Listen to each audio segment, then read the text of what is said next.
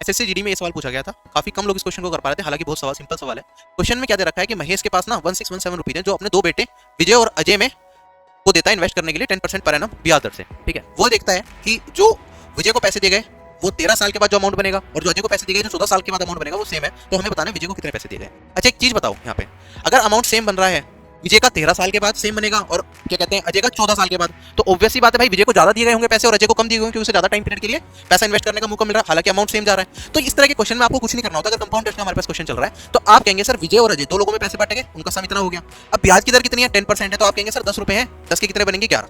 जो जिसे कम टाइम के लिए पैसा दिया गया उसका आप ऊपर वाला बड़े वाली वैल्यू उसकी होगी, जिसे ज्यादा टाइम के लिए पैसा दिया गया उसकी छोटे वाली वैल्यू होगी। इसकी पावर में क्या कर देंगे, जितना टाइम है उसका जो डिफरेंस आ रहा है, जैसे यहाँ पे 13 और 14 है तो 14 और 13 का डिफरेंस कितना आ गया, ये आ गया मेरे पास 1, तो अमाउंट इस रेशियो में बटा गया होगा। तो आप कहेंगे सर विजय को 11 और अजय को 10, इन दोनों का अगर हम देखें टोटल सम तो ये वाली वैल्यू होगी मेरे पास 21 रेशियो किसे रिप्रेजेंट करेगा, टोटल अमाउंट जो इन्हें दिया गया, और हमें विजय का बताना तो 11 रेशियो का मान बताना है। आप ये भी कह सकते हैं कि मेरा आंसर जो 11 से कटेगा वही आंसर होगा, लेकिन 11 से कटने वाले आपको यहाँ पे ये वाला ऑप्शन और ये वाला ऑप्शन दिख जाएगा, तो आपको पूरा सोल्व करना पड़ेगा। अगर मैं इस किस्से से विभाजित करूंगा तो मेरे पास 1617 डिवाइडेड बाय 21 इंटू में 11 करके मुझे अपना आंसर मिलेगा। 21 से ये कटना चाहिए पूरा का पूरा, तो आप देखेंगे पहले तो ये 7 टाइम्स आएगा और उसके बाद लास्ट डिजिट 7 है तो ये भी 7 आना चाहिए। 11 में 77 से मल्टीप्लाई करूंगा 7 4 और 1 कैरी 8, 847 मेरा इस क्वेश्चन का सही आंसर होगा। बहुत ही कम टाइम में कर सकते हैं अगर ये टेक्निक आपको पता है, और ये बहुत कॉमन टेक्निक है, ऐसा नहीं है कुछ नया बता रहा हूं मैं आपको। ये चीजें आपकी क्लियर होनी चाहिए, कंपाउंड टेस्ट अच्छी तरीके से पढ़ लीजिए जिससे कि इस तरह के सवाल आप हवा में कर पाए।